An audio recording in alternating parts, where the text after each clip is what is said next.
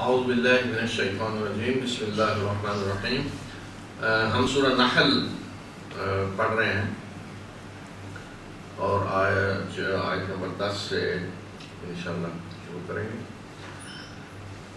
تو میں جیسا کہ گزشتہ ہفتے بتا چکا ہوں کہ یہ سورہ وہ ہے کہ جس میں اللہ تعالیٰ نے اپنی نعمتوں کا ذکر کیا ہے، ربوبیت جو نشانیاں ہیں رب ہونے کے لحاظ سے، اس نے اپنی مخلوق کے لیے جو سارے وسائل فراہم کیے ہیں پیدائش کے بعد، ایک تو اس نے پیدا کیا، پھر باقی ساری ضرورتیں وہ پوری کر رہا ہے، اور کیسے پوری کر رہا ہے یہ ساری چیزیں اس صورت میں اللہ تعالیٰ نے بتائی ہیں۔ پھر اسی کو دلیل بنایا ہے کہ دیکھو کہ جو رب تمہیں سب کچھ دے رہا ہے اسی کا حق ہے کہ اس کی عبادت کرو، اور جن کو تم نے اس کا شریک ٹھہرایا ہوا ہے انہوں نے کوئی کام نہیں تمہارا کیا، کوئی رتی برابر کوئی چیز نہیں ہے کہ جو ان کے ذریعے تمہیں ملتی ہے وہ دیتے ہوں۔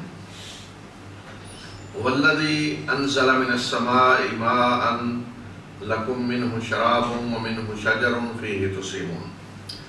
وہی اللہ ہے، یعنی وہی تمہارا رب، وہی اللہ ہے کہ جس نے آسمان سے پانی نازل کیا اور اس پانی سے تم پیتے بھی ہو،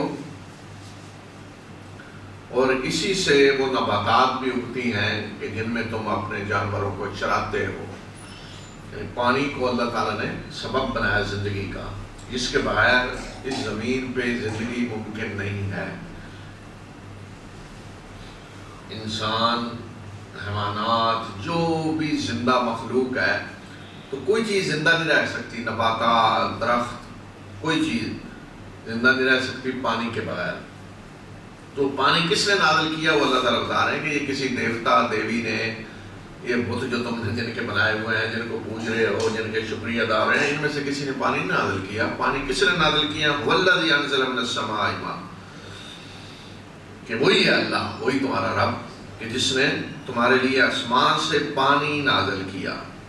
لَكُم مِّنْهُ شَرَابٌ، اسی سے تم پیتے ہو، تمہارے پینے کے لیے بھی ہے۔ وَمِنْهُ شَجَرٌ فِيهِ تُسِيمُونَ، اور اسی سے وہ درخت، نباتات، ساری فصلیں وہ اگتی ہیں، گھاس وغیرہ کہ جن میں تم جانوروں کو چراتے ہو۔ یعنی صرف تمہارے لیے تمہاری ضرورتیں پوری کرنے کے لیے اللہ نے انتظامات نہیں کیے، بلکہ تمہارے جو جانور ہیں تو ان کی ساری ضرورتیں بھی پوری کرنے کے لیے اس نے انتظامات کیے۔ تو دیکھیں کہ صرف اگر پانی ہی کو دیکھا جائے کہ اللہ تعالیٰ نے کس طریقے سے پورا نظام بنایا پانی کا، عظیم قدرت ہے جس میں اللہ کی قدرت اور علم اور حکمت اور اس کی رحمت۔ اور اگر یہ نظام نہ ہو پانی کا تو ایک تو یہ ہے کہ ہم کہتے ہیں کہ زمین میں پانی نہ ہو تو کوئی مخلوق زندہ نہیں رہ سکتی، ایک تو یہ ہے۔ اور اگر یہ آسمان سے جو نظام ہے پانی کا، بارش جسے ہم کہتے ہیں آسمان سے پانی، تو یہ پانی حقیقت میں تو آسمان سے نہیں آ رہا، ہم تو دیکھتے ہیں اوپر بادل ہیں، اوپر سے آ رہے ہیں، لیکن یہ آسمان سے نہیں آ رہا۔ یہ پانی زمین ہی سے سرکولیشن ہو کے جا رہا ہے۔ جیسے ایک چیز یہاں ہے، یہاں سے اوپر اٹھا کے اسے ریفائنری ہے اللہ تعالیٰ نے لگائی، اس کی 70% زمین میں پانی ہے۔ کون سا؟ سمندروں کا۔ 30% خشکی ہے۔ لیکن اگر یہ نظام نہ ہو بارش کا تو 70% جو زمین میں سمندروں کا پانی ہے اس کے ہوتے ہوئے بھی نہ کوئی فصل اگے اور نہ کوئی زندہ رہ سکے۔ یعنی سمندر کے کنارے بھی لوگ بیٹھے ہوں تو وہ کیا سمندر کا پانی پی لیں گے؟ نہیں پی سکتے۔ سمندر کا پانی کو فصلیں اگیں گی؟ نہیں اگ سکتے۔ ابھی آپ دیکھیں نا کہ بعض ملکوں میں جو پانی نہیں ہے نیچے زیر زمین، تو انہوں نے سمندر کے پانی کو قابل استعمال بنانے کے لیے ریفائنری لگائی، مثلا پینے کے قابل ہو یا زراعت کے قابل۔ تو کتنا مہنگا ہے وہ، مطلب یہاں سمندر کا پانی قابل استعمال بنانے کے لیے جو پلانٹ ہے تو اس سے کتنا مہنگا ہے پانی اس سے۔ اور اگر اس کو ہم زراعت کے قابل بنائیں تو ممکن ہی نہیں ہے کہ آپ اس سے وہ کر سکیں، وہ اتنی وہ آپ کی پیداوار مہنگی ہوگی کہ آپ برداشت نہیں کر سکتے۔ یہ آج سائنسی دور میں ہے جہاں ممکن ہے کہ آپ قابل استعمال بنانے کے لیے آپ کے پاس وسائل ہے، مشینری ہے، اور پہلے تو تھا ہی نہیں کچھ کہ آپ کر لیں۔ تو اب اس سارے مسائل کے باوجود وہ دیکھیں کہ کتنا مہنگا پڑتا ہے، قابل عمل نہیں ہے۔ تو پانی تو اللہ نے رکھ دیا 70% زمین میں، لیکن وہ کوئی نہیں پی سکتا اس کو، نہ اس سے نباتات ہو سکتی۔ تو پھر اس کے لیے اللہ نے جو نظام بنایا وہ کیا ہے کہ اسی پانی کو اللہ تعالیٰ قابل استعمال بناتا ہے۔ ریفائنری لگا دیا اللہ تعالیٰ نے، وہ نمکین پانی ہے، اس کو اللہ تعالیٰ قابل استعمال بناتا ہے، پاک صاف کر دیتا ہے بالکل۔ اور اس کے لیے بہت سی چیزیں اس میں کردار ادا کر رہی ہیں۔ آگے دیکھیں، اللہ تعالیٰ نے فرمایا کہ آیت نمبر 12 میں وَسَخَّرَ لَكُمُ اللَّيْلَ وَالنَّهَارَ وَالشَّمْسَ وَالْقَمَرَ، اس نے تمہاری خدمت میں لگائے ہوئے ہیں رات اور دن اور سورج اور چاند، سورج اور چاند، رات، دن، ستارے، یہ سب تمہاری خدمت میں لگے ہوئے ہیں۔ اچھا، اب اس میں بہت بڑا کردار جو ہے اس پانی کو پاک صاف کرنے میں سب سے بڑا کردار کس کا ہے؟ سورج کا۔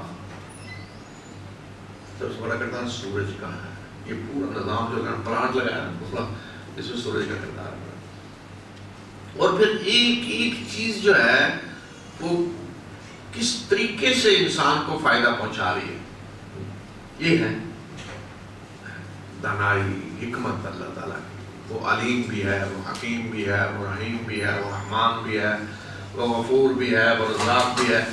تو اس نے اپنی مخلوق کی ضروریات کیسے پوری کی کہ ان کو رزق دینا ہے، زمین میں مسائل دینے ہیں ان کو سارے کہ جس سے زندہ رہ سکیں، اس کے لیے پانی کی ضرورت ہے۔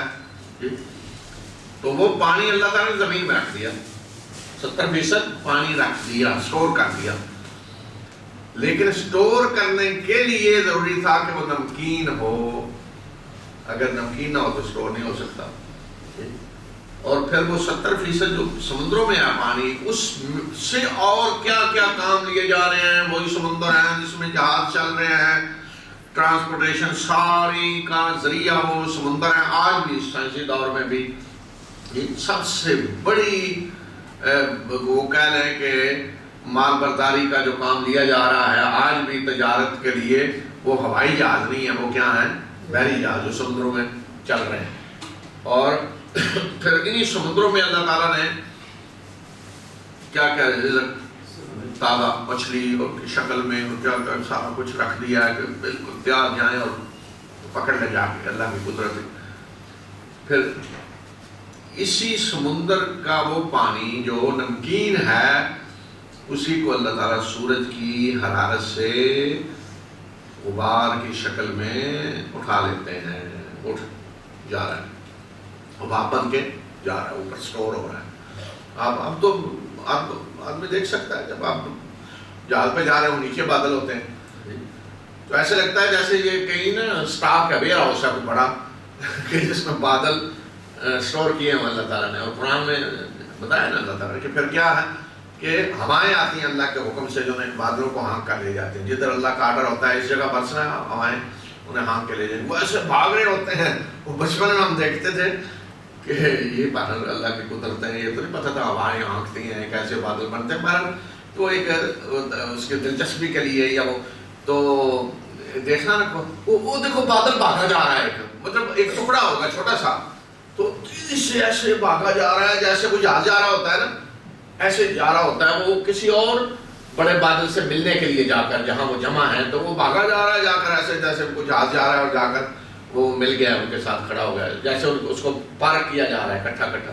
تو وہ بھی بتایا قرآن نے کہ اللہ کس طرح پاؤں کے ذریعے بادلوں کو جمع کرتا ہے، پھر بارشیں برستی، تو اللہ تعالیٰ کو سٹور کر، اوپر سٹور ہو رہا ہے وہ سارا بھاپ بن کے اوپر جا رہا ہے، سٹور ہو رہا ہے۔ اور پھر زمین کا جو درجہ حرارت ہے وہ بھی اسی کے ذریعے کنٹرول کیا جا رہا ہے. یعنی اگر یہ سمندر نہ ہو تو زمین میں زندگی گزارنا ناممکن ہے. جیسے پہلے سورج نہ ہو تو ناممکن ہے، لیکن اگر سورج ہو اور سمندر نہ ہو تو پھر اس زمین میں کوئی زندہ نہیں رہ سکتا، ممکن نہیں ہے. سورج ہے لیکن سمندر نہیں ہے تو کوئی یہاں زندہ نہیں رہ سکتا. سورج کی حرارت تپش اتنی ہوگی کہ اس زمین پہ زندہ رہنا ناممکن ہے. اور رات کے وقت سردی اتنی ہوگی کہ سردی سے مر جائیں گے لوگ، زندہ رہنا ناممکن ہے. تو اس کو سردی اور گرمی کو کنٹرول کون کرتا ہے؟ سمندر. اللہ کی قدرت دیکھیں کہ زمین کے درجہ حرارت کو جو چیز کنٹرول کر رہی ہے گرمی کو بھی اور سردی کو بھی، وہ کیا ہے؟ وہ سمندر ہے. اور اس کے ساتھ لنک کیا ہوا ہے کس کو؟ بادلوں کو بھی، کہ وہ تپش جو سورج کی دن کو پڑتی ہے سمندر پہ، وہ شعائیں وہ گرمی کو جذب کر لیتی ہیں. ڈائریکٹ گرمی زمین پہ نہیں پڑتی، وہ سمندر جذب کر لیتا ہے. تو اس لیے دن کو گرمی کم ہوتی ہے، سورج اب سیدھا پڑ رہا ہے، گرمی وہ شعائیں جذب کر لیتے ہیں. پانی اس سے بھاپ بن کر اٹھ رہے ہیں، بادل بن رہے ہیں. اچھا، اور رات کو جب سامنے جس علاقے میں سمندر نہیں ہے، رات کو سورج نہیں ہے، جہاں رات ہے، تو وہاں پھر چونکہ حرارت نہیں ہے، ادھر سورج نہیں ہے، سیدھا شعاع نہیں ہے، تو وہاں سردی اتنی ہو جائے کہ مر جائیں لوگ سردی سے. تو وہ پھر دن کو سمندر جو جذب کرتا ہے سورج کی حرارت، وہ رات کو چھوڑتا ہے، تو سردی کنٹرول ہوتی ہے اس سے. بچپن میں نے جب ابھی یہ پڑھا نہیں تھا قرآن کا سارا اور یہ نظام اللہ کا جو ہے اس کا مطالعہ نہیں کیا تھا، تو ایک چیز میرے ذہن میں بڑی کھٹکتی ہے، بڑی عجیب،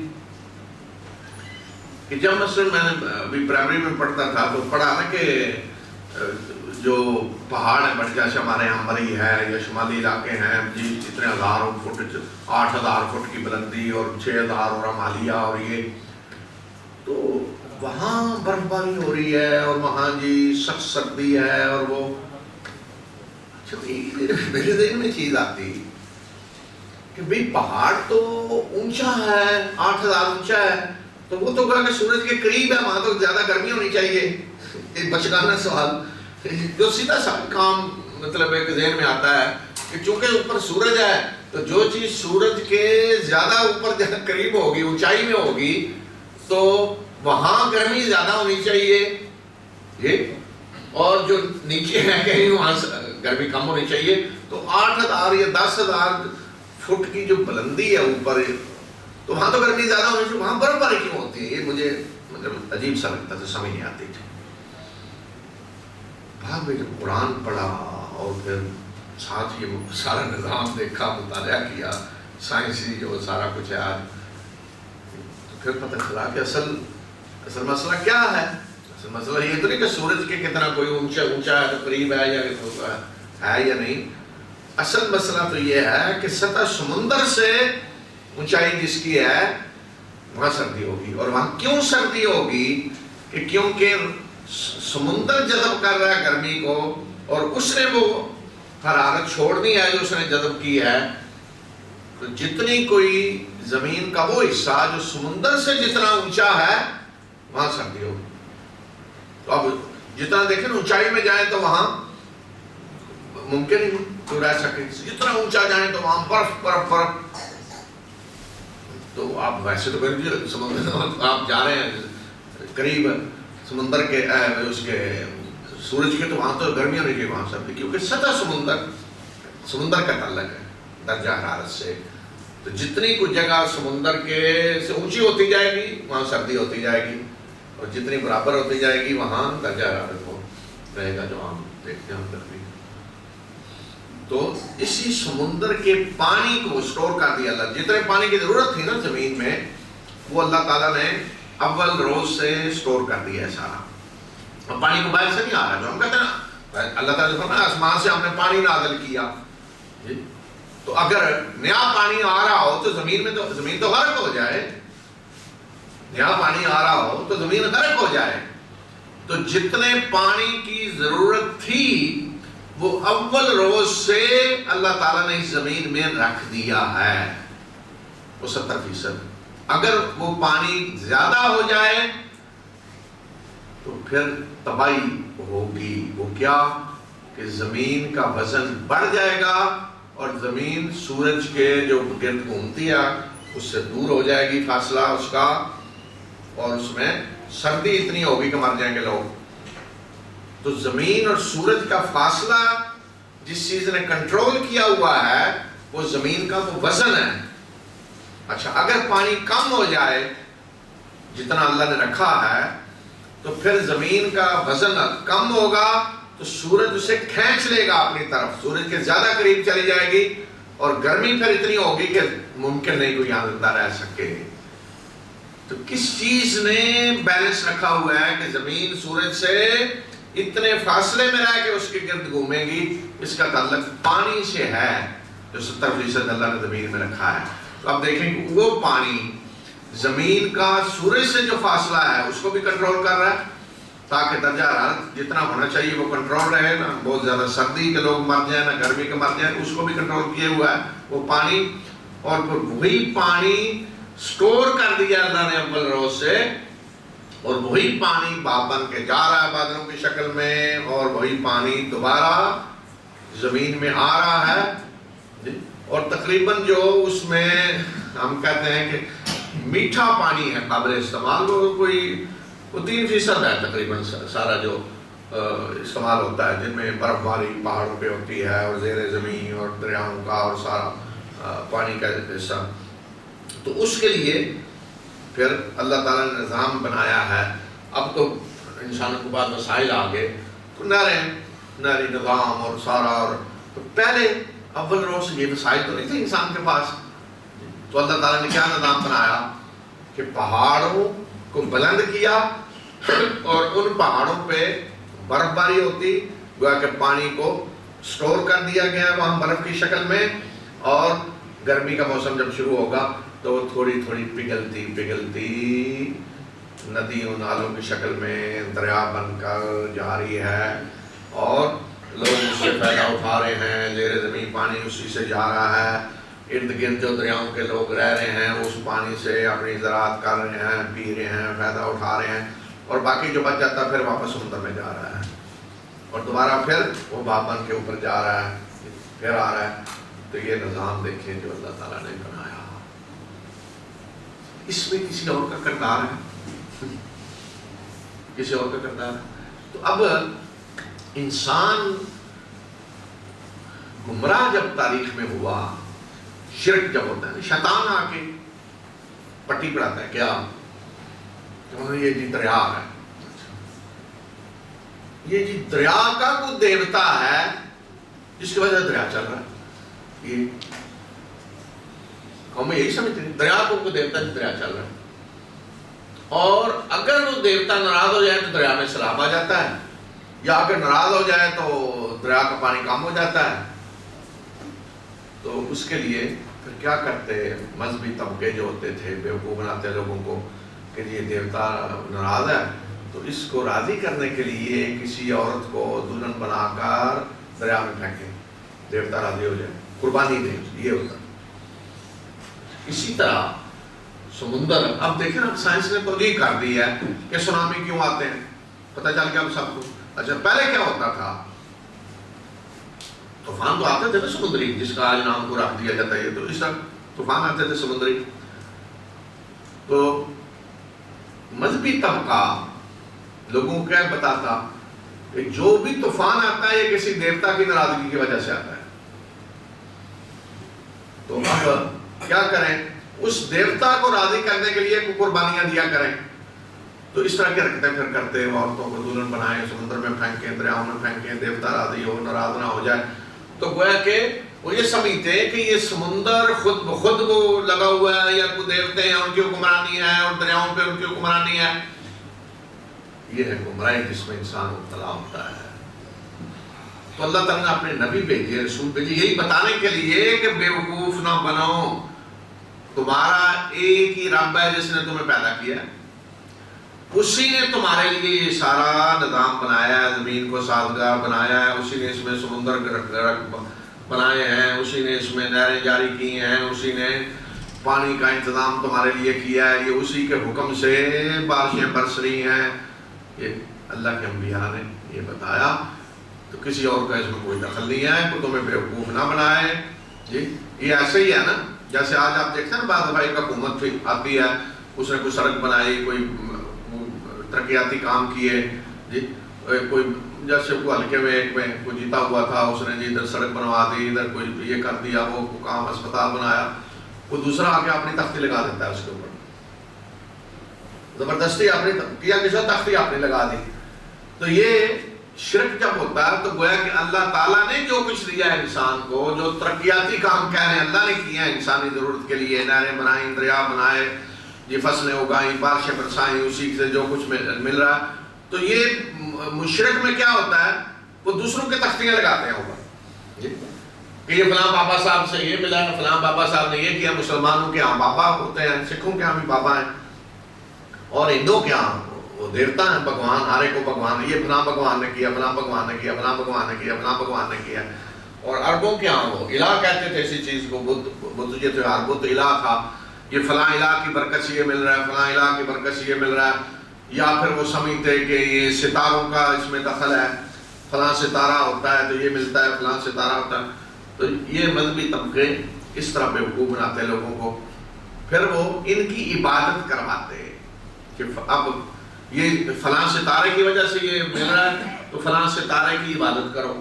اس کے نام پہ یہ کرو، فلاں بت کی وجہ سے مل رہا ہے، بت کے لیے جاؤ، چڑھاوے چڑھاؤ، قربانی دو، نیازیں دو، نظر دو، اس کے طواف کرو جا کر، بت ہیں تو کہتے ہیں ان کے لیے جا کر وہ جدود چڑھا کے آؤ، وہ اندر جب دیکھتے ہیں جا کے وہ دھونی دے رہے ہوتے ہیں، خوشبوئیں ڈال رہے ہوتے ہیں، پتہ نہیں کیا، یہ ساری عبادت کی شکلیں ہیں نا۔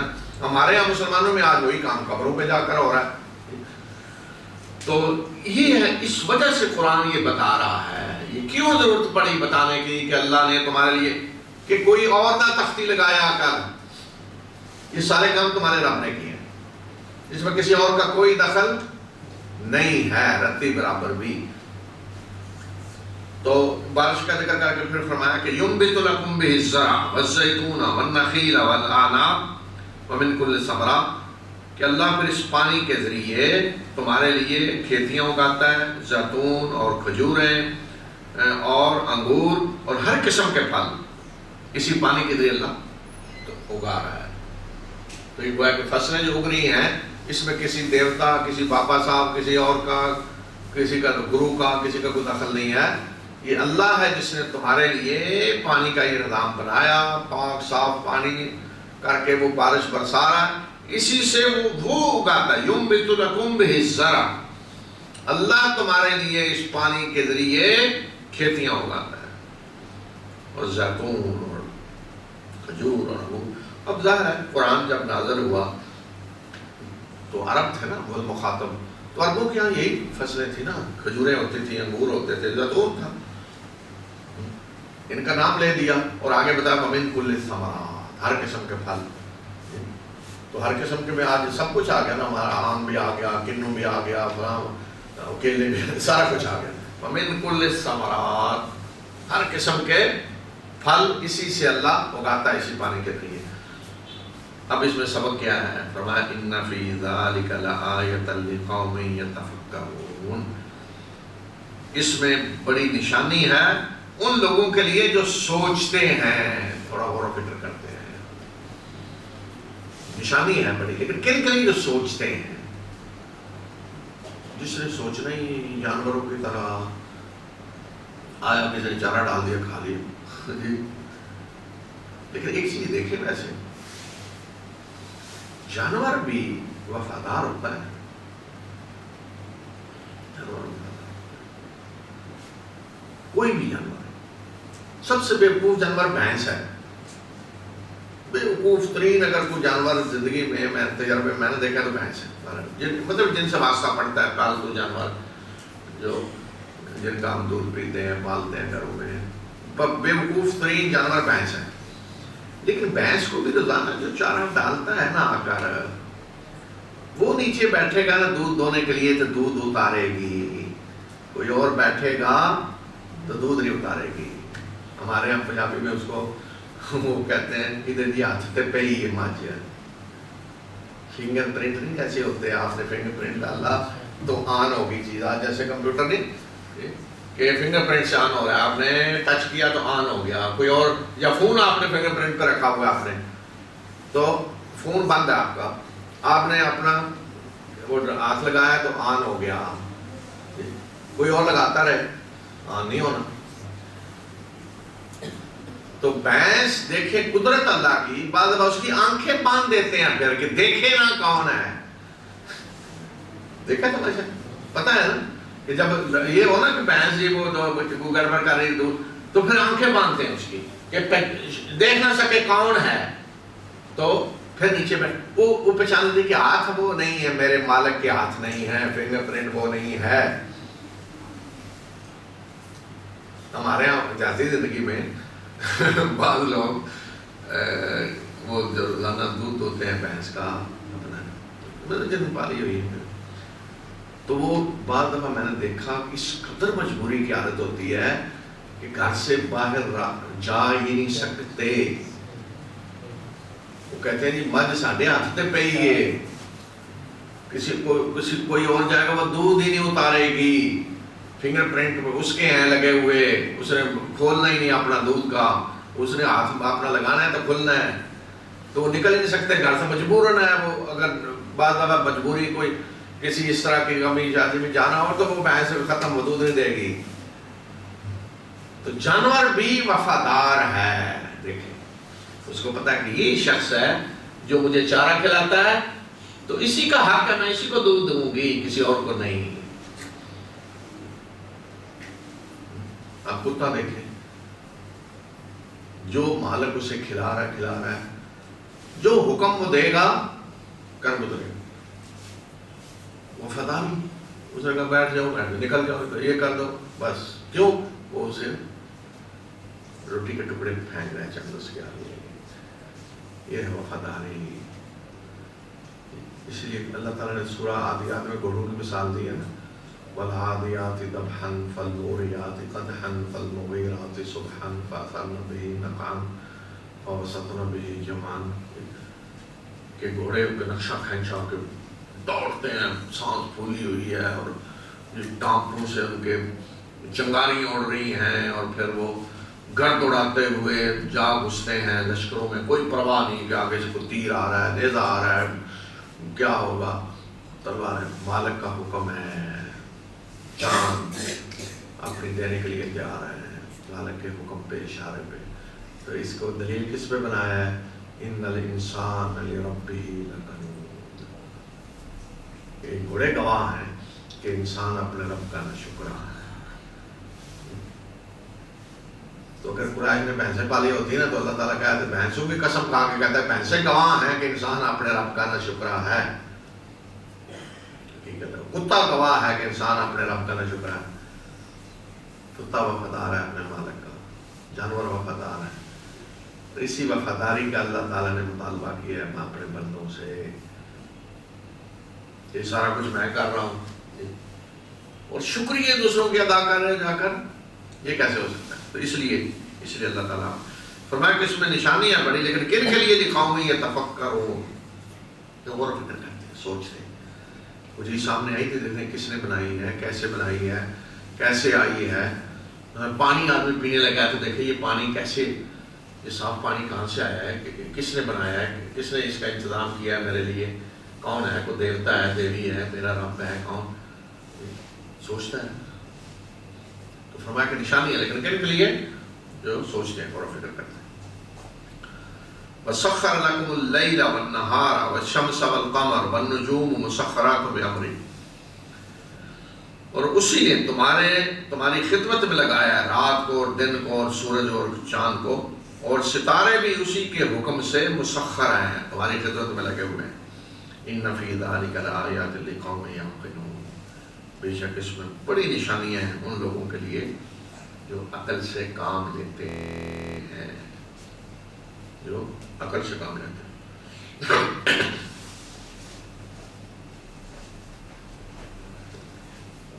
سخر کا مطلب یہ ہوتا ہے کہ کسی چیز کو کسی کی خدمت میں لگا دینا، کسی کا حوالے کر دینا۔ تو اس کی دو طرح کا اللہ تعالیٰ نے جو مسخر کی ہیں چیزیں، ان کی دو قسمیں ہیں۔ ایک وہ ہیں جن کی باغ ڈور اللہ نے ہمارے ہاتھ میں پکڑا دی ہے، ہمیں دے دی ہے، جیسے چاہے استعمال کریں۔ مثلا اونٹ ہے، گائے ہے، بھینس ہے، بکری ہے، جانور ہے، ہمارے ہاتھ میں ہے۔ ہم چاہیں ان کا دودھ پئیں، سواری کریں، ذبح کریں، ہمارے پاس ہے کنٹرول۔ ایک یہ ہے۔ دوسری وہ چیزیں ہیں بڑی بڑی کائنات میں کہ ان کو اللہ نے ایک نظام کا پابند کر دیا ایسا کہ اس نظام کی پابندی کرتے ہوئے وہ ہماری خدمت کر رہی ہیں چیزیں۔ اسی میں رات اور دن ہے، اسی میں سورج اور چاند ہے، کہ مطلب سورج ایسے ہے جیسے آپ کا کوئی نوکر روزانہ آ کے نہیں گھر میں صفائی کرتا، لائٹ جلاتا، یہ کرتا، ٹیبل صاف کر رہا ہے، وہ کر، نوکر ہے، خادم ہے۔ اسی طرح سورج بھی خادم ہے، اللہ نے ہماری خدمت میں لگایا ہے۔ چاند کو بھی اللہ نے ہماری خدمت میں لگایا ہوا ہے، رات اور دن کو اللہ نے ہماری خدمت میں لگایا ہوا ہے۔ یہ ستارے کیا کیا خدمت انجام دے رہے ہیں ہمیں نہیں پتا، ان کو بھی اللہ تعالیٰ یہ بھی تمہاری خدمت میں لگے ہوئے ہیں۔ لیکن انسان نے کیا بنایا تماشا، دیکھا جی سورج سے فائدہ پہنچ رہا ہے، سورج کو پوجنا شروع کر دیا، کہ سورج فائدہ پہنچا رہا ہے، سورج کو پوجنا شروع کر دیا۔ چاند فائدہ پہنچا رہا ہے، چاند، یہ نہیں دیکھا کہ یہ ایسے ہی ہے کہ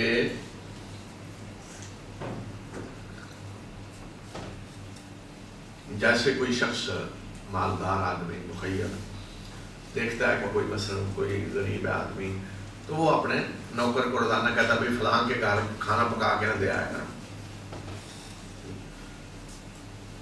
تو نوکر اسی محلے کا نوکر جس کو جانتے ہیں کہ نوکر ہے فلاں کا، تو وہ کھانا لے کے آ رہا ہے، تو وہ لوگ اسی کے شکریہ ادا کریں جی آپ کی مہربانی ہمیں کھانا کھلا رہے ہیں، وہ پھر یہ نہیں پتا یہ تو نوکر ہے بھائی، کوئی اور ہے جو آپ کے لیے کھانا بھیج رہا ہے، پھر شکریہ ادا کرنا اس کا کریں، یہ تو خود نوکر ہے آپ کی طرح۔ یہ انسانوں کا حال ہے۔ چاند نوکر ہے ہمارا، سورج ہمارا نوکر ہے، خادم ہے، اللہ نے اسے ہماری خدمت میں لگایا ہوا ہے۔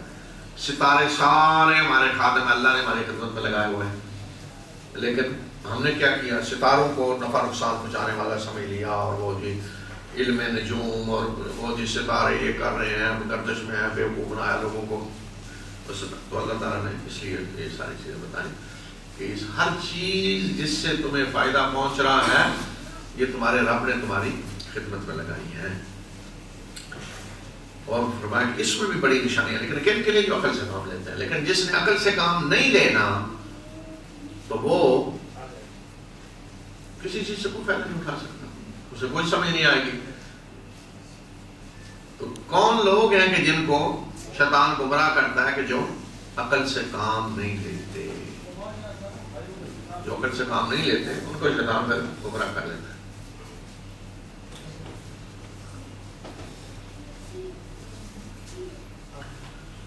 وَمَا ذَرَأَ لَكُمْ فِي الْأَرْضِ مُخْتَلِفًا أَلْوَانُهُ إِنَّ فِي ذَلِكَ لَآيَةً لِقَوْمٍ يَذَّكَّرُونَ۔ اور جو اللہ نے تمہارے لیے زمین میں چیزیں پھیلائی ہیں ان کے مختلف رنگ ہیں، مختلف انواع کی چیزیں ہیں، بے شک اس میں بڑی نشانی ہے ان کے لیے جو نصیحت حاصل کرتے ہیں، سبق حاصل کرتے ہیں۔ اور بھی فرمایا بہت سی چیزیں اللہ نے پھیلائی ہیں زمین میں تمہارے لیے، مختلف گناہوں ہر قسم کی جو تمہیں فائدہ پہنچا رہی ہے۔ اس میں بے شک بڑی نشانی ہے ان لوگوں کے لیے جو سبق حاصل کرتے ہیں، نصیحت حاصل کرتے ہیں۔ اب دیکھیں پہلے فرمایا کہ نشانی ان لوگوں کے لیے جو غور و فکر کرتے ہیں، پھر فرمایا جو عقل سے کام لیتے ہیں، پھر سبق حاصل کرتے ہیں۔ 3 مرحلے ہوتے ہیں۔ پہلا مرحلہ یہ ہوتا ہے کہ آدمی ذرا غور و فکر کرے، دیکھے یہ چیز کیا ہے، کہاں سے آئی ہے، کیسی ہے، کس نے کی ہے، غور و فکر کرتا ہے اس پہ۔ دوسرا یہ کہ پھر عقل استعمال کرے کہ اس کا نتیجہ کیا نکلنا چاہیے، دیکھیں اللہ تعالیٰ نے انسان کو دو چیزیں جو دی ہیں نا جس کے ذریعے انسان سارا علم حاصل کرتا ہے، وہ کیا ہے؟ یہ دو آنکھیں اور یہ کان ہے۔ انسان جو کچھ ان کانوں سے سنتا ہے تو پھر عقل جو اللہ نے دی ہے وہ فیصلہ کرتی ہے۔ مثلا کان سے ہم ایک آواز سنتے ہیں، خدا نخواستہ ایک دھماکے کی آواز ہے، عقل کیا کہے گی؟ کان نے سن لیا نا، کان نے میسج دے دیا آواز ہے، دھماکہ ہے، کیا دھماکہ ہے جی؟ اچھا، عقل کیا کہے گی وہاں؟ اٹھ کے بھاگو، اپنا انتظام کرو بچنے کا۔ یا خدا نخواستہ کہیں آدمی بیٹھا ہے کسی جگہ، یا مثلا آ رہا ہے، آگے فائرنگ کی آواز آ رہی، آواز سنی نا، کانوں سے سنی، نبی نے فرض کرے، اللہ تعالیٰ رحم کرے، فرض کرے کسی کی آنکھیں نہیں ہیں، کانوں سے سنا آگے فائرنگ ہے، عقل کیا کہے گی اس کو؟ رک جاؤ، ادھر نہ جاؤ، یہی ہونا چاہیے نا، عقل یہی کہے گی نا۔ اچھا، اگر وہ عقل سے کان میں بتا دیا، پیغام پہنچ گیا کہ کیا ہے؟ خطرہ ہے، عقل سے کام لے گا تو کیا ہے؟ ادھر نہیں جانا۔ اور اگر عقل سے کام نہیں لیتا تو پھر وہ ادھر جا، الگ ہوتا نہیں ایسے جی، خطرہ ہے باپ یہ۔ اچھا، اسی طرح آنکھیں جو کچھ دیکھتی ہیں، مجھے ایک آدمی جا رہا ہے، آگے سے شیر آ رہا ہے، دیکھا نا کیا شیر ہے، عقل اسے کیا کہے گی؟ فوراً بھاگو، چھپ جاؤ، درخت پہ چڑھ جاؤ، بچو۔ عقل یہ کہے گی، عقل سے کام لے گا تو یہ ہوگا۔ اگر عقل سے کام نہیں لیا جی تو کیا ہے؟ کھڑا ہے، آگے جو ہے نا شکار کر دیں، یہی ہوگا نتیجہ۔ اب دو ہی شکلیں ہوتی ہیں، کوئی ایسا شخص ہے جیسے بچہ ہے مثلا، اب ایک تیسری بھی شکل لے لیں، جو میں نے کہا دو ذریعے ہیں، ایک تیسرا بھی ذریعہ ہے جس سے آدمی کچھ چیزیں، مثلا حص ہے انسان کی، یہ بھی ایک ذریعہ ہے علم کا۔ مثلا ہاتھ پڑا ہے کہیں تو گھر میں کوئی فرض کرے آنکھیں نہیں ہیں، اللہ تعالیٰ رحم کرے، اللہ تعالیٰ سب کو زبان میں رکھے، کسی مثلا آنکھیں نہیں ہیں، اچھا تو ایسے ایسے وہ دیکھ رہے ہیں گھر، تو عقل کیا کہے گی کہ یہ آ گئے، اس میں کیا ہے، اس بات ہونے کو۔ اچھا، اب آپ نے کسی بچے کے آگے ایک برتن میں آگ بھی رکھ دی ہے اور ایک میں پھول بھی رکھ دی ہے، بچہ ابھی عقل نہیں ہے، چھوٹا بچہ ابھی اسے تجربہ نہیں ہوا آگ کیا ہوتی ہے، عقل نہیں کام کو کر رہی، یا عقل کرے گی لیکن ابھی اس کو پتہ نہیں کیا ہے، تو وہ آگ میں جا ہاتھ ڈالے گا، اسے پتہ نہیں نا آگ کیا کرتی ہے۔ تو لیکن اگر عقل کام کر رہی ہے اور آدمی کو پتہ ہے یہ چیز کیا ہے، علم بھی ہے، تجربے سے پتہ چل گیا ہے یہ چیز کیا ہے، تو پھر عقل رہنمائی کرتی ہے پھر کہ یہ چیز یہ ہے اور اس کے نتیجے میں تمہارا ری ایکشن یہ ہونا چاہیے۔ میں نے کہا جس کو پتہ ہے کہ شیر کیا ہے، پتہ ہے، تجربے سے سن رکھا ہے، بے شک ذاتی تجربہ نہیں کسی کو ہوا، لیکن ہر بچے کو دنیا میں پتہ ہے کہ شیر خطرناک چیز ہے، پتہ ہے نا۔ اچھا، تو اب شیر دیکھتے ہی عقل کیا کہتی ہے؟ بھاگو، چھپ جاؤ، بچو۔ دھماکے کی آواز سن کے جی فائرنگ، عقل کیا کہتی ہے؟ یہ کرو، ری ایکشن فوراً آتا ہے۔ لیکن اگر کسی نے سنا ہی نہیں، کہیں ایسی دنیا میں کہیں تھا، سنا ہی نہیں شیر کیا ہوتا ہے، کیا کرتا ہے، تو آ رہا وہ کھڑا ہے، کیوں؟ عقل نے رہنمائی کیوں نہیں کی؟ کہ اس کو پتہ ہی نہیں کہ شیر کیا ہوتا ہے، اس لیے عقل نے رہنمائی نہیں کی۔ عقل رہنمائی کرے گی کب؟ کہ جو کچھ آنکھوں سے دیکھے گا انسان، جو کانوں سے سنے گا، بے شک چیز کا کوئی تجربہ نہیں۔ اب دیکھیں نا، اللہ تعالیٰ رحم کرے، کسی نے کو ہم میں سے کبھی دیکھا ہے زہر کیا ہوتا ہے؟ کبھی سوال ہے نہیں، زہر زندگی میں دیکھا ہو، لیکن شک بھی ہو جائے، لیکن سنا ہے کہ زہر کیا، جو بندہ مر جاتا ہے، سنا ہے، شک بھی ہو جائے کہ بڑا اعلیٰ قسم کا 5 اسٹار بوفے ہے، کھانا پڑا ہے، شک بھی ہو جائے زہر ہے، قریب جائے گا. پیسے بھی دے تو کیا ہے, عقل اسے کہہ رہی ہے کہ نہیں خطرناک ہے, عقل کہہ رہی ہے نہیں یہ نہیں ہو سکتا. تو یہ ہوتا ہے, پہلے انسان غور و فکر کرتا ہے, یعنی کسی چیز کے بارے میں کوئی رائے بنتی ہے, سوچتا ہے یہ چیز کیا ہے کیسے, رائے بن گئی کہ آگ جلاتی ہے, یہ جی شیر انسان کو چیر پھاڑ دیتا ہے, زہر کھائے مر جاتا ہے, یہ سنا غور و فکر کر کے. اچھا اس کا نتیجہ پھر کیا ہوگا, ریئیکشن. عقل کیا کہے گی کہ شیر ہے تو چھپو, دھماکہ ہے تو ادھر نہیں جانا, عقل یہ رہنمائی کرے گی. تو یہ جو عقل جب رہنمائی کرتی ہے اس کے نتیجے میں جو ریئیکشن آدمی کرتا ہے نا وہ ہے سبق حاصل کرنا. تیسری سٹیج آتی ہے. میں نے کہا شیر آ رہا ہے, سنا ہوا ہے, پتا ہے کہ شیر خطرناک ہے, یہ ہے غور و فکر کر کے پتا ہے. اب شیر آ رہا ہے تو عقل کیا کہتی ہے, بھاگو. جی تو اس کے بعد جو بھاگنا ہے نا پھر وہ نصیحت ہے, عقل سے فائدہ اٹھانا. عقل نے جو رہنمائی کی ہے اس کے مطابق عمل آگے, یہ سبق حاصل کرتا ہے. لیکن بعض ایسے بھی ممکن ہوں, لیکن ایسا ہوتا تو کم, عام زندگی میں تو کم ہی ہوتا ہے کہ عقل کہہ رہی ہے کہ یہ خطرناک ہے چیز, عقل کہہ رہی ہے کہ زہر کھانے سے مر جاتا ہے, اور شک ہے کہ یہ کھانا ہے اور اس میں زہر ہے, تو کوئی ایسا ویسے کم ہی ہوتا ہے کہ ریئیکشن نہ ہو, کم ہی ہوتا ہے, ریئیکشن ہوگا. تو یہ تین سٹیجز ہوتی ہیں. بندہ غور و فکر کرتا ہے, کس چیز کے بارے میں ایک عقیدہ بنتا ہے, رائے بنتی ہے اس کی, پھر جب اس چیز کو دیکھتا ہے تو عقل بتاتی ہے یہاں کیا کرنا چاہیے, پھر عقل جو کچھ کہتی ہے اس کے مطابق جو عمل وہ کرتا ہے, ریئیکشن, وہ ہے نصیحت, سبق, جسے میں اس سے نصیحت لیتا ہے, سبق حاصل کرتا ہے, اس کے مطابق عمل کرتا ہے کہ یہاں آگ ہے بچنا ہے, اس سے بھاگنا ہے, شیر ہے خطرہ ہے یہ کرنا ہے, یہ ریئیکشن. اور اگر بیٹھے ہیں یہاں, بعض آوازیں آ رہی ہیں کہ کوئی پیسے بانٹ رہا ہے باہر, آوازیں آئی ہیں کہ باہر کوئی وہ نوٹ بانٹ رہا ہے, سنا نا. عقل کیا کہتی ہے, اٹھو جا کے لو, تو آدمی بھاگ کے جائے گا نا. یہ بھی تین چیزیں ہوگی نا. پیسے کا نام سن کے بھاگا ہے, اچھا اگر کسی نے کہا وہ کاغذ کوئی دے رہا ہے پتہ نہیں کیا, تو اٹھے گا نہیں, پیسے, اور پیسہ کیا ہوتا ہے سنا ہوا ہے نا. تو عقل کیا کہتی, جاؤ اٹھو, ریئیکشن ہوا, آدمی جائے گا. یہ تین سٹیجز. تو جہاں عقل فائدہ ہوتا ہے وہاں بھی عقل رہنمائی کرتی, نقصان ہے وہاں بھی عقل بتائے گی.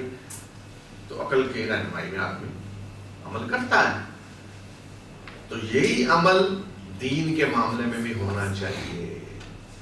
تو بدقسمتی یہ ہے کہ دین کے معاملے میں لوگ عقل سے کام نہیں لیتے.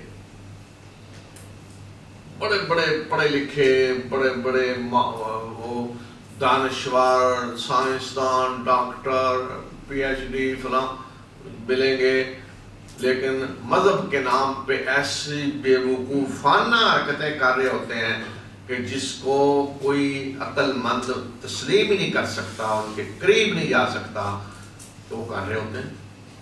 کیوں؟ یہ مذہب ہے جی, اس کا عقل سے کوئی تعلق نہیں. تو سب سے زیادہ جس چیز کا عقل سے تعلق ہونا وہ تو ہے ہی مذہب.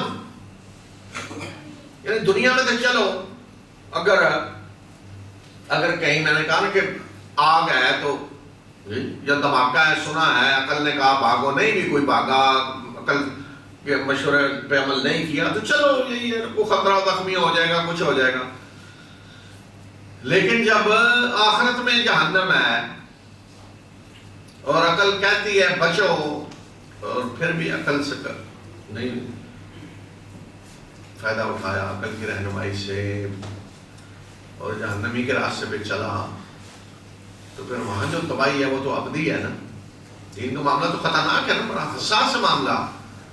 دنیا میں تو دیکھیں کسی کے مثلا تجارت میں کسی کا مشورہ نہیں مانا, کسی نے کہا بھائی ایسے نہ کرو, ایسے نقصان ہوگا, تو میں ایسا نہیں مانا, چلو نقصان ہو گیا دنیا میں مالی لحاظ سے, دوبارہ اٹھ کھڑا ہوگا کچھ. تو یہ دنیا کا خسارہ تو عارضی ہے, دوبارہ آدمی کو موقع ملتا ہے پاؤں پہ کھڑے ہونے کا, بچ سکتا ہے, کچھ نہیں. لیکن آخرت کا خسارہ جہاں کو موقع ہی نہیں ہے دوبارہ, اور ابدی خسارہ, تو وہاں آدمی اگر عقل سے کام نہ لے اور غور و فکر نہ کرے اور کہے جی یہ تو کوئی معمولی سمجھ رہے ہیں، تو اس سے پھر بڑا بدبخت کون ہے؟ تو اس لیے اللہ تعالیٰ بتا رہے ہیں کہ یہ ساری چیزیں وہ ہیں، اس میں غور و فکر کرو، سوچو سمجھو، عقل سے کام لو اور پھر نصیحت حاصل کرو، اس کے نتیجے میں عمل کرو۔ وَهُوَ الَّذِي سَخَّرَ الْبَحْرَ لِتَأْكُلُوا مِنْهُ لَحْمًا طَرِيًّا وَتَسْتَخْرِجُوا مِنْهُ حِلْيَةً تَلْبَسُونَهَا وَتَرَى الْفُلْكَ مَوَاخِرَ فِيهِ وَلِتَبْتَغُوا مِنْ فَضْلِهِ وَلَعَلَّكُمْ تَشْكُرُونَ۔ اور وہی اللہ جس نے تمہارے لیے سمندر کو مسخر کر دیا تاکہ تم اس سے تازہ گوشت بھی کھاؤ اور اس سے وہ زیور نکالو جو تم پہنتے ہو، اور تم کشتی کو دیکھتے ہو کہ وہ سمندر کا سینہ چیرتے ہوئے چلتی ہے، تاکہ تم اس پہ سفر کرو اور تاکہ تم اللہ کے فضل کو تلاش کرو اور تاکہ تم شکر ادا کرو۔ سمندر کا بھی اللہ نے بتا دیا کہ سمندر بھی تمہارے رب نے بنایا تمہارے لیے اور تمہاری خدمت میں، تمہارا خادم ہے یہ سمندر بھی، تمہاری خدمت کر رہا ہے۔ پانی اس نے سٹاک کیا ہوا ہے، یہیں سے پانی جا رہا ہے، پاک ہو کے صاف ہو کے آ رہا ہے، یہی سمندر تمہارے کنٹرول کر رہا ہے، تمہارے ٹمپریچر زمین کا، تمہارا خادم ہے۔ اسی میں اللہ نے تمہارے لیے تازہ گوشت سٹور کیا ہوا ہے، کیا ہے؟ مچھلیاں، انواع، لحمن طرین، بہترین تازہ گوشت سٹور ہے اللہ نے کیا ہوا، ٹنوں کے حساب سے پکڑو جا مفت میں۔ ویسے کوئی دنیا میں اور چیز ہے کسی بس کوئی ایسے کبھی ہوا ہے کہ یہ جی وہ باغ ہے کھجوروں کے، جو چاہے جا کے جی جتنی چاہے لے لیں، جتنی چاہے آپ اتار لیں کھا لیں، کبھی ہوا ہے دنیا میں؟ یہ جی وہ گندم ہے، جو چاہے جا کے کاٹ لیں وہاں سے، یہ آم کے باغ ہیں، جو چاہے جتنے چاہے جا کے آم توڑ لیں، ہے کہ نہیں ہوتا ہے؟ نہیں ہوتا۔ لیکن سمندر وہ چیز ہے کہ جو چاہے کشتی لے اور جائے اور جو سے شکار کرنا چاہتا ہے کرے، مفت میں،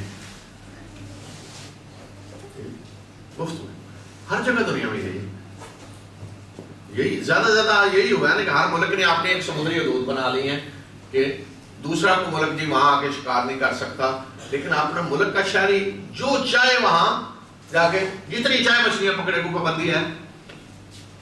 یہ کوئی کہ سٹور اللہ نے کیا ہوا ہے جی، گوشت تازہ، جاؤ جتنا چاہو جا کے نکالو۔ اس میں کسی دیوتا کا کوئی حصہ ہے؟ کسی دیوی کا کوئی دخل ہے جی؟ یہ کس نے دیا؟ اللہ نے۔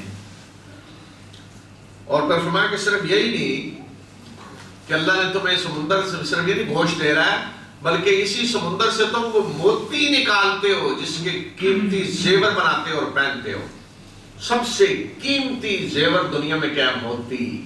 موتی اور مونگے، وہ کہاں سے نکلتے ہیں؟ سمندر سے۔ فرمایا کہ وہ زیور بھی اللہ نے تمہارے لیے سمندر میں رکھا ہے کہ جو تم اس سمندر سے نکالتے ہو اور زیور کو پہنتے ہو خوبصورتی کے لیے، یہ انتظام بھی تمہارے رب نے تمہارے لیے اسی سمندر میں کر دیا ہے۔ اور پھر یہی سمندر ہے کہ جس کا سینہ چیرتے ہوئے جہاز چلتے ہیں، کشتیاں چلتی ہیں، تاکہ تم ان پہ صبر کرو اور تاکہ اپنے رب کے فضل کو تلاش کرو۔ فضل کیا ہے؟ رزق، تاکہ اپنے رب کے فضل کو تلاش کرو، اس کے ذریعے تجارت کرو، تاکہ کشتیاں چلتی ہیں تجارتی، تاکہ اس کے ذریعے تم تجارت کرو، اپنے رب کے فضل کو تلاش کرو، رزق کو۔ دیکھیں رزق وہ اللہ نے فضل کہا ہے، اور قرآن نے اس کے لیے اصطلاح استعمال کی ہے کہ وَلِتَبْتَغُوا، تلاش کرو۔ رزق اللہ دیتا ہے ہر ایک کو، کوئی اور نہیں دیتا، اللہ دیتا ہے۔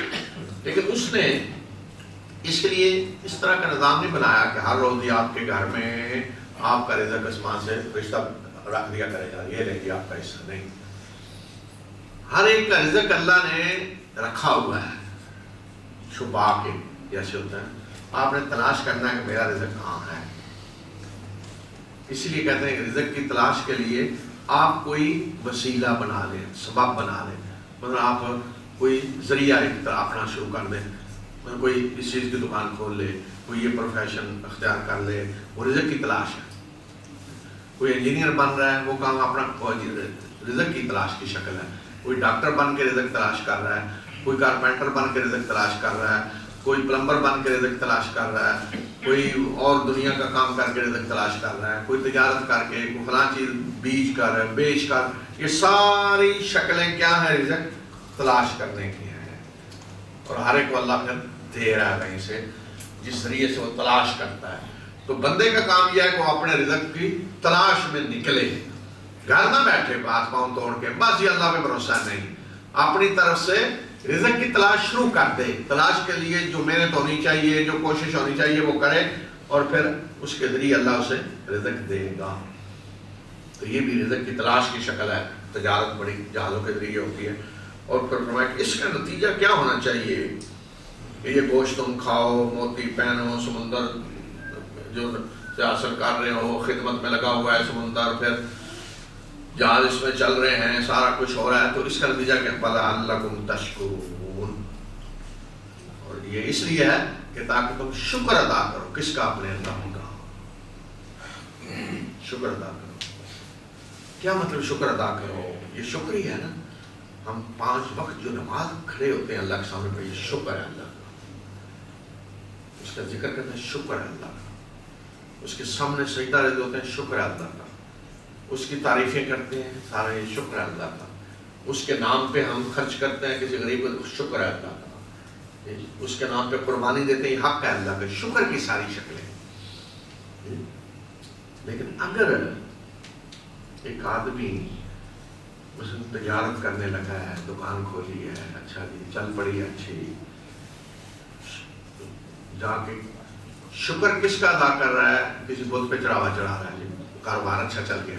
اچھا مسلمان ہے، کاروبار بڑا اچھا چل گیا جی، وہ داتا صاحب دے گئے وہ پکائیں نہیں چل کے لوگ، یا کوئی کہتا ہے جی بنا جگہ دے گئے پکا رہا ہوں میں. کیا جی؟ شکر ادا کرنے کے لیے. شکر کس کا ادا کر رہے ہو بھائی؟ رب کا کرو نا جس نے دیا. یہاں یہ ہے ظلم جو انسان کرتا ہے. تو بعض لوگ پھر کہتے ہیں نہیں جی ہم تو اللہ ہی کے نام پہ کرتے ہیں. مسلمان کا ہے وہ تو یہ کہے گا، میں کوئی مسلمان یہ کہے گا میں شرک کر رہا ہوں. بلکہ میں تو حیران ہوا کہ ایک دم میں سن رہا تھا ہندو بھی کوئی کہتا نہیں ہم شرک تو نہیں کرتے. وہ شرک کو وہ بھی بڑا ہمیں دیکھا نہیں مشرک کہتے ہیں، ہم تو مشرک نہیں ہیں. ایک ہندو کہہ رہا ہے ہم تو مشرک نہیں، ان کا کوئی مطلب ہم تو مشرک نہیں ہیں. تو یہ حال ہے. سکھ بھی کہتے ہیں ہم مشرک نہیں ہیں، ہم تو شرک نہیں. شرک تو خیر سکھ بتوں کو نہیں کوئی، ان کے میں نے دیکھا بابے ہیں ہمارے جیسے کہ بابے. ایک سکھوں کا ٹی وی ہے دیکھتا ہوں بس بھی، تو اس میں یہی ہو رہا ہوتا ہے، عرس ہو رہے ہوتے ہیں. آج ہی فلاں بابا صاحب کا عرس ہے. اب وہ عرس آپ دیکھیں جو سکھوں کا ہو رہا ہوتا ہے کسی بابے کے اس پہ، اور ہمارا عرس مسلمانوں کا دیکھ لیں، رتی برابر فرق نہیں ہے. اب وہ ہر عرس میں وہ روٹیاں بن رہی ہیں، لنگر چل رہے ہیں، اور لوگ آئے ہوئے ہیں، اور وہ کھیل تماشے بھی ہو رہے ہیں. بابا صاحب کا عرس ہے اور وہ کھانے پینے ہو رہے ہیں، اور وہ قوالیاں ہو رہی ہیں، قوالیاں بھی ہوتی ہیں. پھر وہ سارے بابا صاحب کا عرس، تو ان کے یہاں بھی بابا صاحب کا عرس ہے، مسلمانوں کے یہاں بھی بابا صاحب کا عرس ہے، اور ہندوؤں کے یہاں بھی عرس ہوتے ہیں. سالانہ کو ہوتا ہے مندر میں، ہر بدھ کا ہوتا ہوگا سالانہ میلہ بھی کوئی ہے، آندار وہ بھی ہوتا ہوگا. تو یہ ہے کہ شکر جہاں اللہ کا ادا ہونا چاہیے، شکر جا کے دوسروں کا ادا کرنا. اچھا وہ میں کہہ رہا تھا کہ بعض ہمارے مسلمان بھائی کہتے ہیں جی ہم تو اللہ ہی کے لیے دیتے ہیں. بھئی اگر اللہ کے لیے دینا ہے تو درمیان میں یہ کہاں سے آ گیا کہ فلاں قبر پہ جا کے دیکھ پکانی ہے؟ بھئی اپنے گھر پہ پکا کے لوگوں کو دے دو. یا پھر کوئی کہتا ہے جی وہ ایسی جگہ میں پکانا چاہتا ہوں جہاں غریب لوگ ہیں مثلا، تو ٹھیک ہے کسی غریبوں کی بستی میں جا کر آپ دیکھ پکا کے وہاں تقسیم کر دیں. کسی یتیم خانے میں چلے جائیں، کسی پاگل خانے میں غریب لوگ، حتیٰ کہ جیلیں ہیں جہاں پہ بے کس لوگ بیٹھے ہیں جی، وہاں جا کے دے دیں گے غریب لوگ.